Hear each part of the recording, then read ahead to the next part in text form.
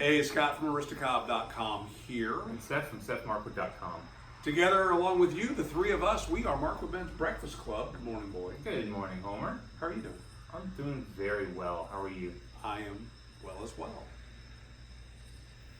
Good. And What are we smoking today? we're not smoking today. What are we doing? We are vaping. Won't that kill you?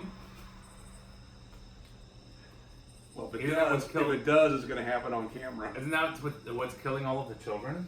Yes, children. So we thought, since it's in the news now, and you know what, everyone else is talking about it, we might as well talk about it. Just a little bit of history, a little bit of our history. I had to look this up. I believe the very first video I did on vaping was in March 2010, so 9 years ago. And the first video that we did on the FDA and vaping was in 2014. Wow. So this is a topic that we've talked about many times, Yeah. obviously, and really we got tired of talking about it, and particularly with the FDA, because with the FDA deeming, which was some I don't know how to describe it. The FDA announced that they were going to take ownership and responsibility for all tobacco products, and they Which in and of itself sweeped isn't a across. problem, right? Yeah. But they went from where it was cigarettes to where they said, you know what, we own everything that has to do with tobacco products, including things that are not made of tobacco but may be used with tobacco. We're going to deem them tobacco products and then potentially regulate them. So several years ago, we kind of started to sound the alarm on that. And The reason why it was so nefarious, just to be very clear, is they chose to identify elements that are not tobacco as tobacco. So things like a pipe, things like a lighter could be construed as tobacco, a filter, paper wrapping, an ecig, whether it has nicotine in it or not. All of those things they decided to define as tobacco, and as tobacco, those things now have much harsher regulation attached to them. And when it was originally announced, the news covered it as being only regulation on electronic cigarettes, and much needed regulation of electronic cigarettes. But then nothing happened. I mean, almost nothing happened. And we talked about how the shoe was going to drop, and like I said, we were kind of mocked Yeah. out and out by some folks. And I'm not here to say we told you so. However, we are now staring down the barrel of our president announcing that he was going to personally ban all flavored vaping products. So what does that mean? I mean, the argument has been that the flavors that they're making electronic cigarettes and pods for the electronic cigarettes and juice for the electronic cigarettes are appealing to children because they have clever names like what is the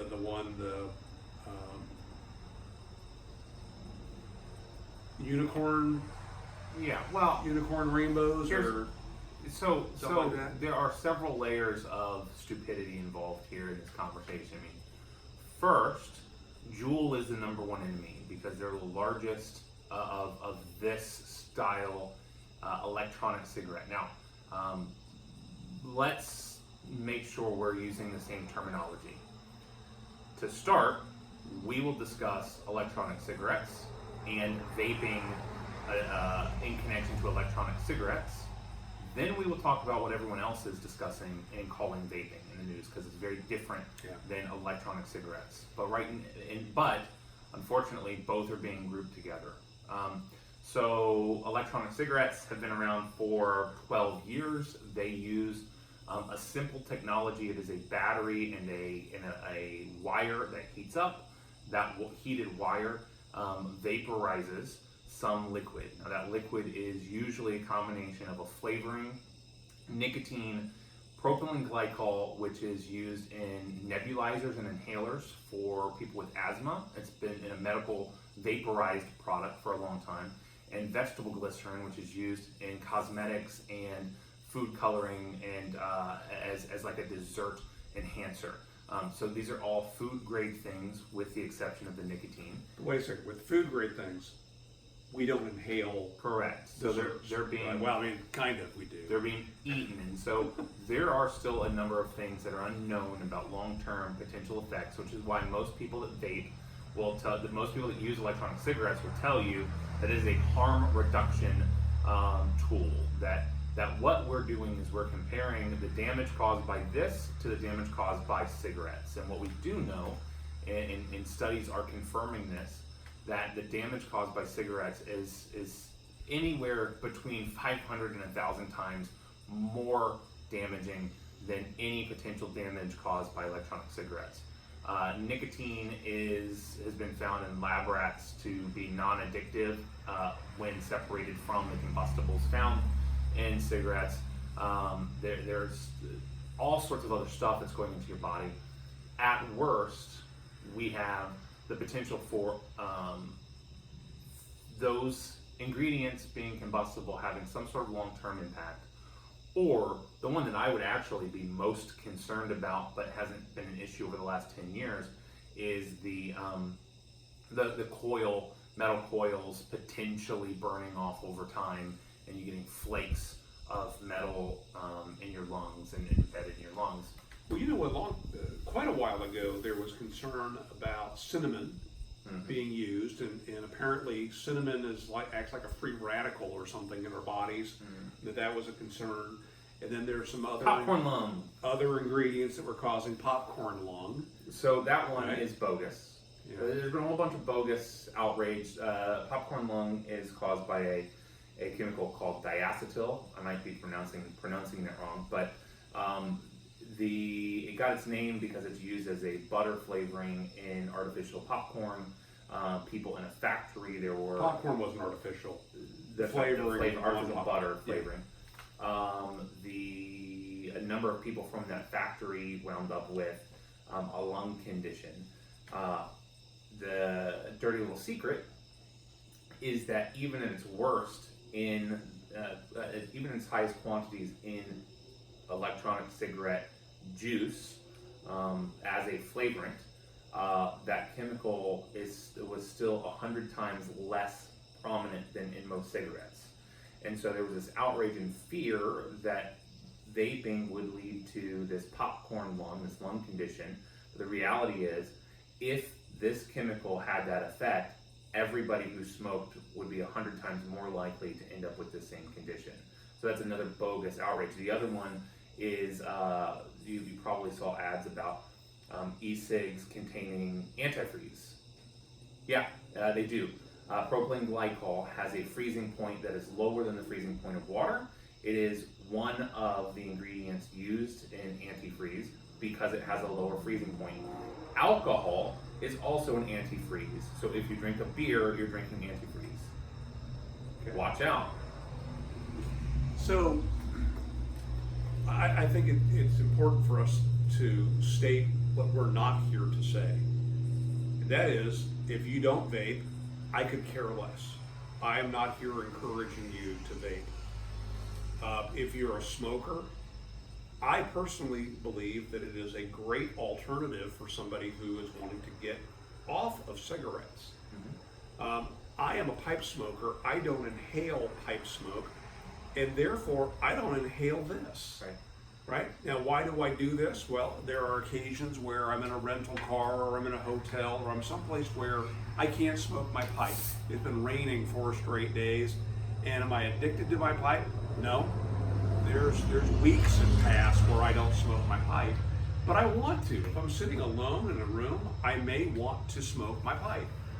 And those occasions where I can't, I've been using an ecig of some form or another for, like I say, about 10 years now. Right. And tonight I picked this thing up. It's been, oh wow, months, a year. Maybe Close. a year, Yeah. maybe a year since I vaped. So I'm doing this in solidarity. However, I do not vape tobacco flavors, straight tobacco flavors. I vape flavors that are reminiscent of the pipe tobacco that I smoke, which has touches of chocolate and a touch of vanilla in it. I'm not into fruity flavor tobaccos. I'm not into fruity flavor e-juice. And so I'm an adult, I'm not a kid, and I like flavors, right? Yeah. So this is where I have a problem with this broad sweeping statement about, well, these flavors are designed for children. Really?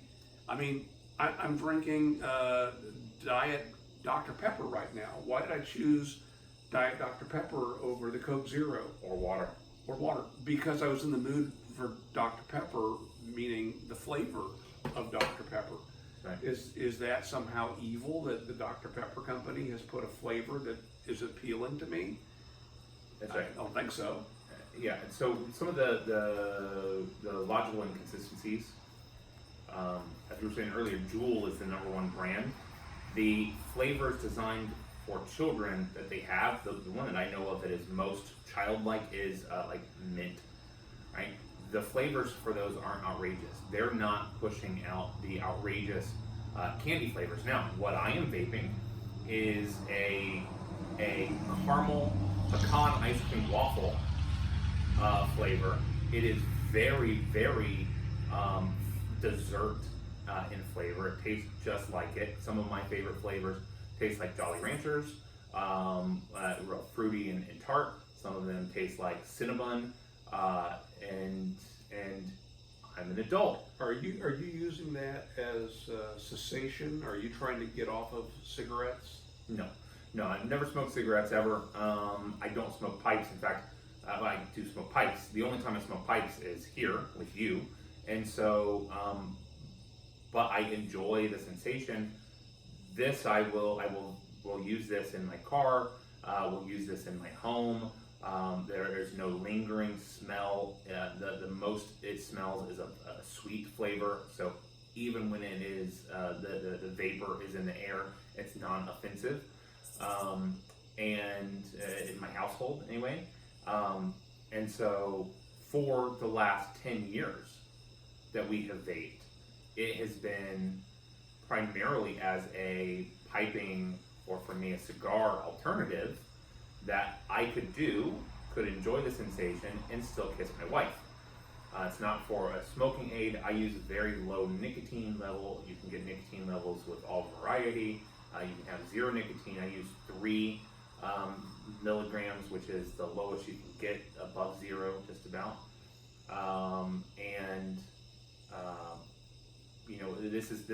This is a brand new device that I bought within the last 2 weeks because it's well reviewed, easy to charge, it's small, compact, it's supposed to be really good. I am a consumer of electronic cigarettes because I enjoy it. Same for why I'm a consumer for pipes. But I know people, personally and anecdotally, that have used them as a way to get off of cigarettes. My father-in-law was one who got away from a 3-pack a day smoking habit with ecigs. Now, the nicotine levels he was vaping was insane, but he was not healthier in his life than the last 2 years that he had quit smoking and was vaping. He could walk. He could walk up the stairs without puffing. Which you couldn't do, yeah.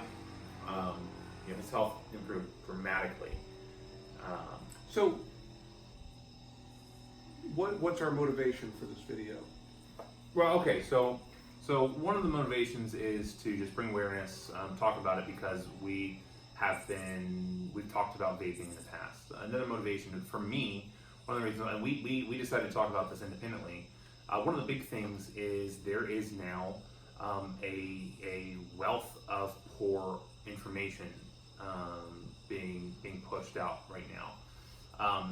So vaping now exists in 2 different worlds. There is the electronic cigarette world of vaping, and as a PR approach, people in the electronic cigarette world pushed to change the terminology to vaping because it is a water vapor that you're breathing out, and because there's nothing cigarette-like about this. It is very different from a cigarette, and so it was intentional to start calling it something else. It's like in the industry that I work in, there was a time furniture that you would assemble out of the box, and it was known as knockdown or KD furniture. And that industry pushed really hard to get people to refer to it as RTA, ready to assemble, because knockdown doesn't sound very promising. It sounds like fall apart. Right. So by calling this vaping, it disassociates it from cigarettes, it's called an ecig, not a cigarette, and it's not smoking. That's right. Yeah. And maybe now I'm wishing that we would have said this at the very beginning, only because I know there are people that didn't watch this far because they thought, I don't vape and vapes are stupid, right? And here's my concern. If they can come after this, they'll come after this, right? And who knows, maybe someday they'll come after this, right? So to me, it's about freedom and about being an adult. So if they want to put regulations, make it stricter, make it harder, limit the places you can buy it, make me show my ID, that's one thing. Right. But saying that adults cannot buy flavored juice just, I think, is insane. Yeah, so I agree. What I was leading to is I think the other big piece, because I've seen recent news articles now where people are switching. People who have made the switch to e-cigs are now switching back to cigarettes. Right. The reason is there have been, I think, 12 at the last count deaths associated with vaping. Now, when you do a little bit of research, it turns out that none of those were related to electronic cigarettes. They've all been related to the vaping of THC, and almost all of them were actually related to knockoff THC cartridges that were used that included vitamin E oil. Yeah. And basically, oil of any form was not one of those 4 key ingredients that I referenced, not one of the 4 key ingredients that is used in e-cigs and has been used safely for the last 10 years. This is something that some person decided to add to it to give it some sort of additional feature, but your lungs aren't designed to breathe in oil, and so what they found is that the oil, as it's vaporized, is recondensing on the lungs and is coating inside of the lungs, settling at the bottom of the lungs. Yeah, and killing people. And so there are these articles that don't care. They don't point out the difference. They're sensationalized, and because the vaporization of THC is also called vaping. And so these articles are making no differentiation between that and e-cigs.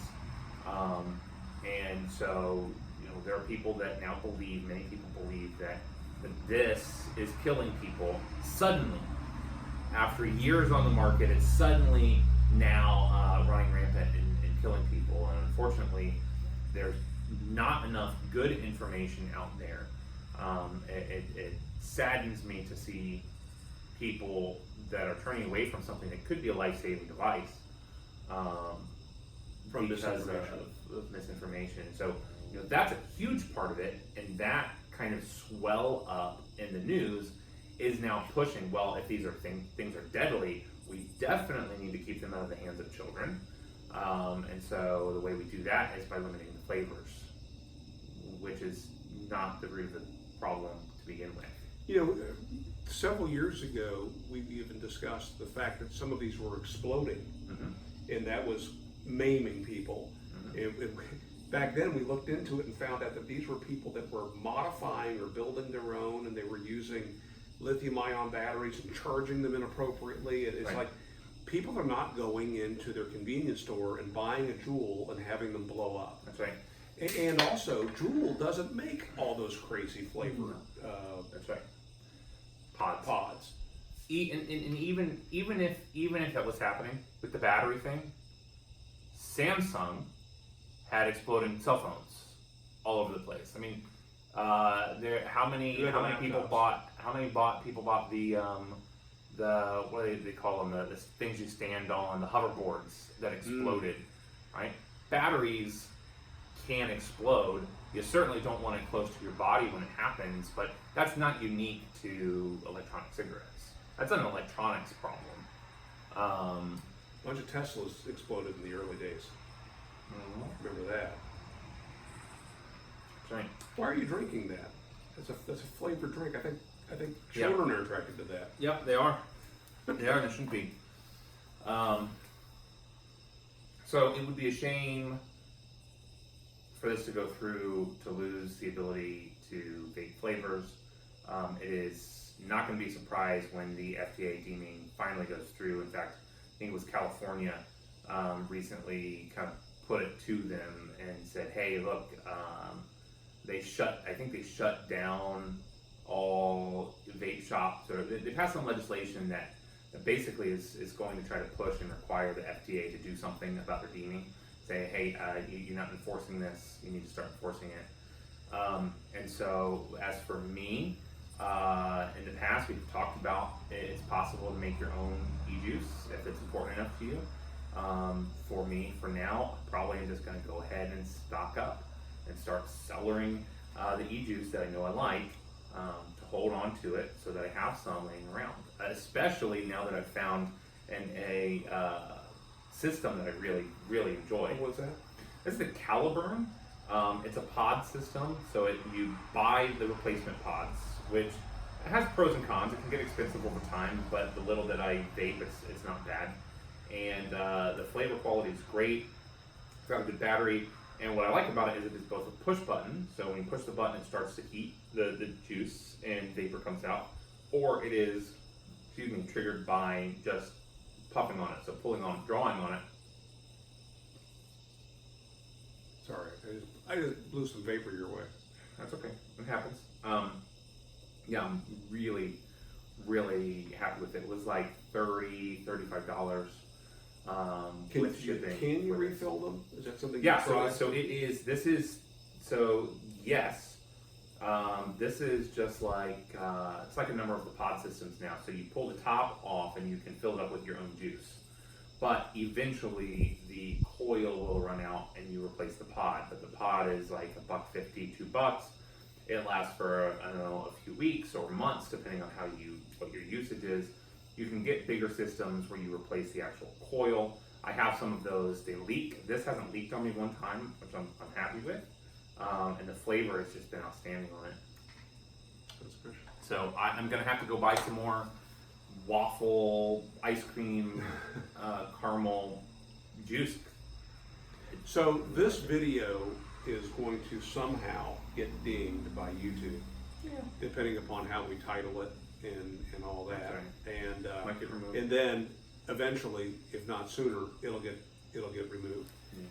We're seeing more and more of that happening, and which is why we highly recommend that you guys make your way over to BreyerReport.com and sign up for their newsletter, because exciting things are coming, and that announcement's coming later this week as of this recording. So BreyerReport.com, sign up for the newsletter, you will thank us later. Just saying. There you go. Another resource. I have not signed up for it. I don't know where it stands right now, but the YouTube pipe community subreddit on Reddit. It's another homepage for connecting with folks if this ever gets shut down. All right, so with that, I think we're going to wrap this up. Okay. This wasn't just about griping and complaining. Hopefully you care enough about your freedom to make your opinion known. How can you do that? Well, you can make a video, or you can make a phone call or send a letter to your congressperson. It wouldn't hurt to even send a note to our president and let him know that you also like flavors. And well, who knows? Who knows where it's all going to end? But nothing else. I think we all want to feel like our voice was heard, and the only way to do that, only way to do that is to speak. So, all right, make it a great week. See you again next week. See ya.